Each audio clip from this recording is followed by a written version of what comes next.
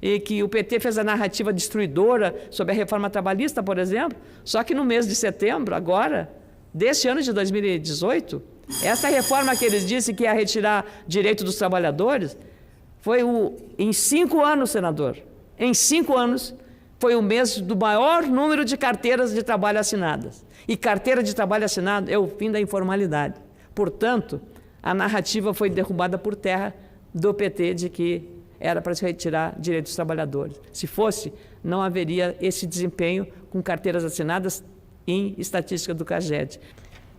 No mesmo dia que o candidato do Partido dos Trabalhadores à sucessão presidencial em 2018, o ex-prefeito de São Paulo, Fernando Haddad, numa entrevista ao jornal Folha de São Paulo, falando sobre a situação do ex-presidente Lula, que está preso em Curitiba, declarou textualmente, abro aspas para a declaração textual do senhor Fernando Haddad: eu já fazia a ressalva, a pergunta que foi, e por que não no Lula? Eu já fazia a ressalva, eu não sei o que vão fazer com o Lula. Está claríssimo que, se não tivessem condenado o Lula num processo frágil, que nenhum jurista sério reconhece como robusto, ele teria ganhado a eleição. Eu fiz 45% dos votos no segundo turno, ele teria feito mais de 50% dos votos. Vou repetir, na boca de Fernando Haddad: processo frágil que nenhum jurista sério reconhece como robusto. É o pensamento que continua dominando a cabeça das principais lideranças do PT em relação ao Lula. Só que no mesmo dia dessa entrevista, a Operação Lava Jato denuncia Lula por lavagem de dinheiro numa operação com a Guiné Equatorial, envolvendo uma doação da empresa ARG para a instalação da empresa naquele país, empresa brasileira, ao Instituto Lula, no valor de R$1 milhão. E isso estava tudo documentado em correspondências do presidente da Guiné Equatorial ao presidente Lula, tudo documentado por ninguém mais, ninguém menos do que um insuspeito líder fundador do partido, que foi também o coordenador da campanha de Lula e Dilma, foi o homem forte de Lula no Ministério da Fazenda e foi o ministro-chefe da Casa Civil do governo Dilma, o senhor Antônio Palocci. Não é nenhuma fonte duvidosa, é uma testemunha crucial, fundamental, porque tudo está documentado. E esta denúncia, senador Medeiros, que preside essa sessão agora, está à prova de um depósito feito. As negociações entre Lula e o presidente da Guiné Equatorial começaram em 2011, se estenderam a 2012, e o depósito de R$1 milhão foi feito em 2016 ao Instituto Lula, conforme consta na planilha contábil do Instituto. E o depósito foi feito precisamente por quem? Pela empresa ARG, que estava pedindo a interferência de Lula, e teve o preço, para instalar-se na Guiné Equatorial. Eu trago isto agora para dizer que, novamente,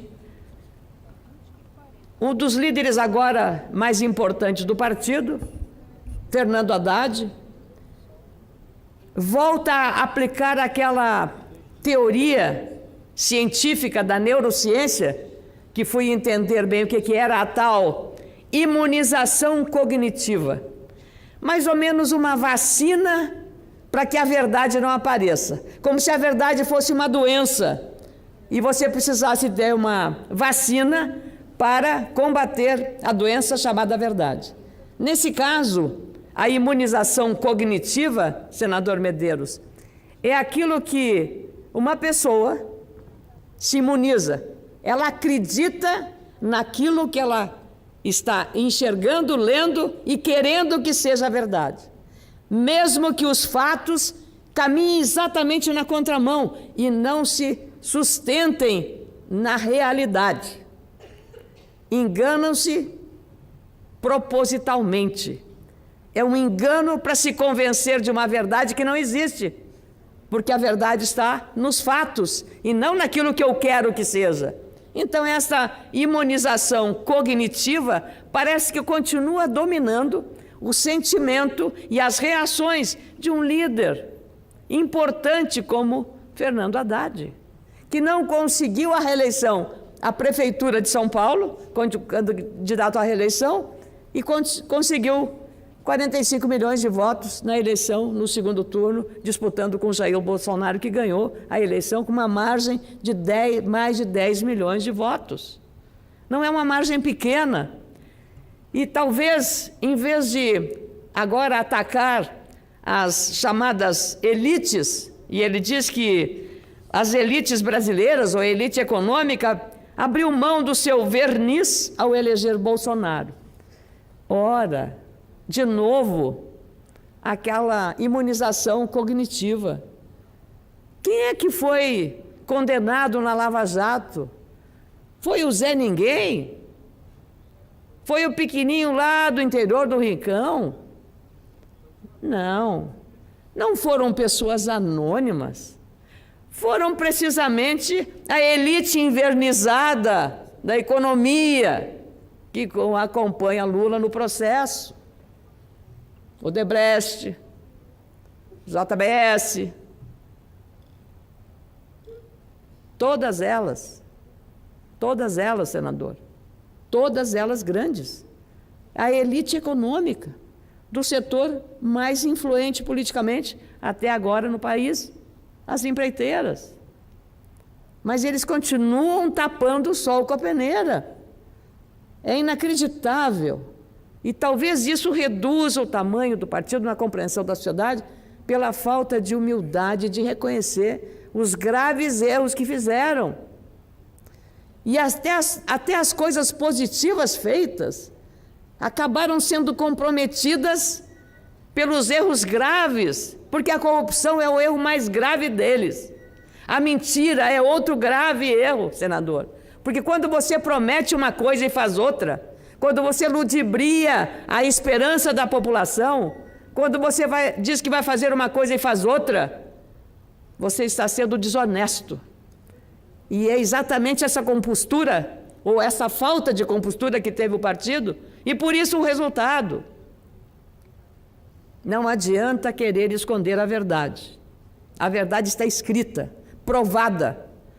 E tentar de novo fragilizar ou desacreditar o Poder Judiciário brasileiro, a Polícia Federal, o Ministério Público, só faz crescer a ira da sociedade e a indignação, porque a Lava Jato foi um divisor de águas no combate à corrupção.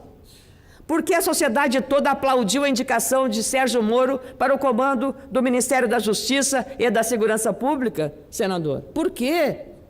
Simplesmente porque ele representou exatamente essa nova visão de um Brasil que não coloca na cadeia só os pobres, aqueles que não têm bons advogados para defendê-los, os ladrões de galinha, aquelas pessoas que antigamente iam para a prisão por falta de uma assistência jurídica de qualidade. Não, quem está na prisão e não se imaginaria isso no Brasil há 10 anos atrás, não fosse essa Operação Lava Jato, que nasceu precisamente de um sistema que permite a quem tem provas, uma testemunha como Palocci, a trazer à luz a verdade. Mas essa verdade dói. Ninguém fala, ninguém pia, ninguém explica. Só dizem que Lula é inocente. A influência do ex-presidente foi tão importante, não só nessa operação com a Guiné Equatorial, senador. Ela teve influência especialmente nos fundos de pensão que quebraram. E o que são os fundos de pensão? senão uma proteção de aposentadoria complementar aos funcionários das empresas estatais, os trabalhadores da Petrobras, do Banco do Brasil, da Caixa Econômica Federal, empresas estatais importantes. E esses fundos de pensão estão sofrendo. Os trabalhadores tiveram que contribuir mais, aumentar a taxa de contribuição para não terem prejuízo na hora da sua aposentadoria. E sabe por que aconteceu tudo isso? Porque quem colocou os presidentes desses fundos de pensão foi o partido. O partido colocou o presidente escolhido a dedo para manipular este presidente a fazer aquilo que o presidente queria por interesse partidário, não para defender o interesse dos trabalhadores da Petrobras, do Banco do Brasil e da Caixa Federal.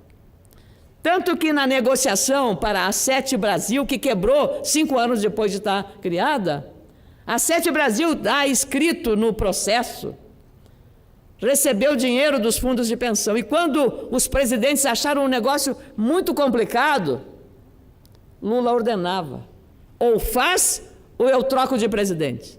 Simples assim, senador Medeiros. As verdades estão aos poucos aparecendo e de uma maneira cada vez mais surpreendente, porque ainda assim, o senhor Fernando Haddad e outras lideranças silenciam sobre isso, não falam, não admitem, pelo contrário, ele diz que não há prova robusta, nenhum jurista sério considera esse processo com prova robusta para manter Lula na prisão em Curitiba. É exatamente a imunização cognitiva. Insistem em continuar tapando o sol com a peneira, como se isso nada tivesse acontecido. E o fato de ter quebrado, não só prejudicado os fundos de pensão, os funcionários dessas empresas estatais, para quem disse defender os trabalhadores, tinha que ser o contrário. Não é a elite econômica, senhor Fernando Haddad, não é o verniz da elite econômica. O prejuízo maior foi feito nessas gestões perdulárias, irresponsáveis, que levaram a esta falência, à inflação alta, ao déficit fiscal, a tudo isso. Ou, vamos já que falamos em trabalhadores, foi criado um programa de grande valia para o trabalhador na formação de mão de obra, Pronatec. Havia alguma sintonia, alguma conexão entre o que o mercado de trabalho precisava e o curso do Pronatec? Não. E aí o aluno ia lá, estudava e não conseguia emprego. Porque o que ele havia estudado não tinha nada a ver com o que a sua cidade, a sua região, o seu estado estava precisando. Porque o curso não foi planejado para atender o mercado de trabalho. Pronatec, profissionalizante, ensino técnico, tem que estar conectado, linkado com pesquisa de mercado. O que estamos precisando? Mais eletricistas? Mais especialistas na área de telecomunicações? Mais funileiros?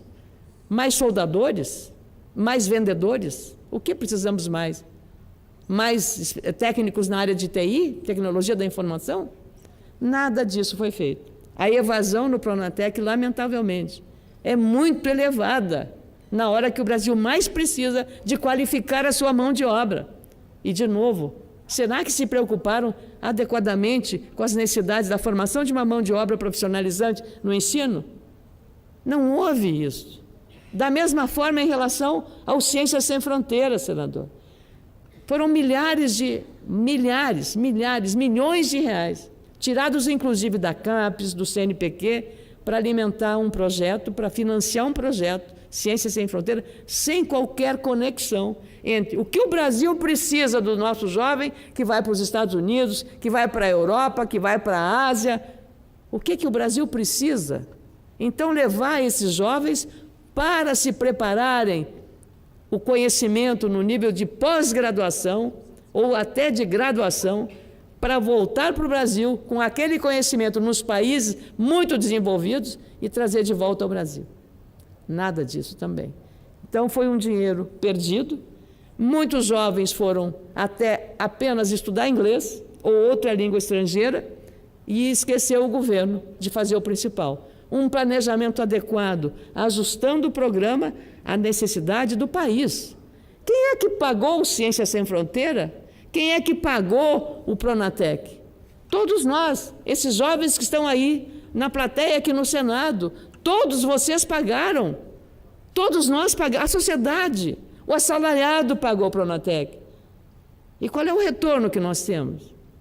Nós não temos retorno, nem avaliação do resultado obtido foi feito, para provar exatamente a falta de compromisso com o planejamento, com a avaliação e com o resultado.